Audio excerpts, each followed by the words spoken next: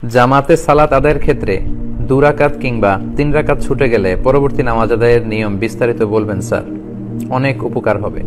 আর সাজ্জাদ বলেছে যে জামাতে সালাত পড়তে যে আমরা যদি কেউ 1 রাকাত পাই বা 2 রাকাত পাই, বাকি সালাতটা আমরা কিভাবে পড়ব? খুব চমৎকার প্রশ্ন।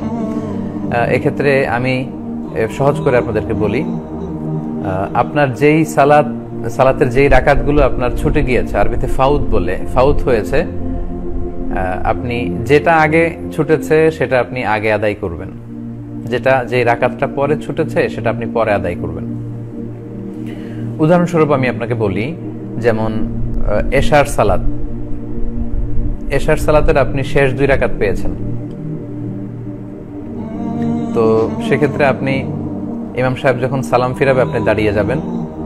দাঁড়িয়ে গিয়ে আমরা জানি যে এশার সালাতের প্রথম 2 রাকাতের বৈশিষ্ট্য হচ্ছে সূরা ফাতিহার সাথে অন্য 2টি সূরা মিলানো, আর শেষ 2 রাকাতের বৈশিষ্ট্য হচ্ছে কেবলমাত্র শুধু সূরা ফাতিহা পড়া। তার মানে আপনি যদি ইমাম সাহেবের সাথে শেষের 2 রাকাত পান, তাহলে আপনি এমন 2 রাকাত পেয়েছেন যে 2 রাকাতে শুধুমাত্র সূরা ফাতিহা ছিল, ফাতিহার সাথে অন্য সূরা ছিল না। সেক্ষেত্রে আপনি বাকি 2 রাকাতের প্রতি রাকাতেই সূরাতুল ফাতিহার সাথে সূরা মিলিয়ে পড়বেন। আপনি 3য় রাকাতের জন্য দাঁড়িয়ে রুকু সিজদা করে, 4র্থ রাকাতের জন্য দাঁড়িয়ে সূরা ফাতিহা পড়ে রুকু সিজদা করে আপনি সালাম ফিরিয়ে নামাজ শেষ করবেন। অনেকের সমস্যা বেঁধে যায়, যদি 1 রাকাত পাই, শেষের 1 রাকাত পাই, তাহলে আমরা কিভাবে আদায় করব? আপনারা একটু খেয়াল করে যদি শোনেন তাহলে বুঝবেন যে আমরা উদাহরণস্বরূপ বলতে পারি যে এশার সালাত ফরজ হচ্ছে 4 রাকাত। এশার সালাতের প্রথম ফরজ, এশার 4 রাকাত ফরজের প্রথম 2 রাকাতে সূরা ফাতিহার সাথে সূরা মিলাতে হয়, শেষের 2 রাকাতে শুধু সূরা ফাতিহা পড়তে হয়। তো কেউ যদি সেক্ষেত্রে শুধু 1 রাকাত ইমাম সাহেবের সাথে পায়, তিনি বাকি 3 রাকাত কিভাবে আদায় করবেন? তিনি যে 1 রাকাত ইমাম সাহেবের সাথে পেলেন, সে রাকাতটি ছিল শুধুমাত্র সূরা ফাতিহার রাকাত, তাই না? তো সেক্ষেত্রে তিনি ইমাম সাহেবের সাথে সালাম ফিরিয়ে দাঁড়াবেন। দাঁড়িয়ে তিনি কি শুরু করবেন? আচ্ছা, আমি প্রথমে এই প্রশ্নের উত্তর করতে যে প্রথমেই বলেছি যে আপনার যেই রাকাতটি প্রথমে ছুটেছে সেই রাকাতটি আগে আদায় করবেন। তার মানে আপনার থেকে ছুটে গিয়েছে এশার প্রথম রাকাত। এশার প্রথম রাকাতের বৈশিষ্ট্য ছিল সূরা ফাতিহার সাথে আরেকটা সূরা মিলানো।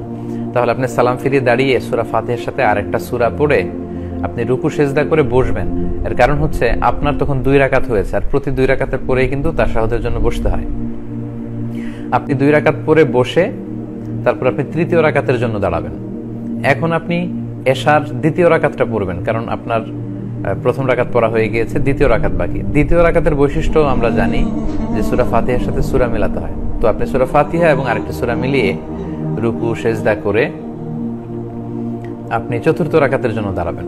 তখন আপনার শুধু 1টি রাকাত বাকি ছিল, সেটা হচ্ছে এশার 3য় রাকাতটা। আর এশার 3য় রাকাতের বৈশিষ্ট্য হচ্ছে শুধুমাত্র সূরা ফাতিহা পড়া। তো আপনার শেষ রাকাতে আপনি শুধুমাত্র সূরা ফাতিহা পড়ে আপনার যখন 4র্থ রাকাত পূর্ণ হলো, রুকু সিজদা করে সালাম ফিরিয়ে সালাত শেষ করবেন। আশা করি বুঝতে পেরেছেন।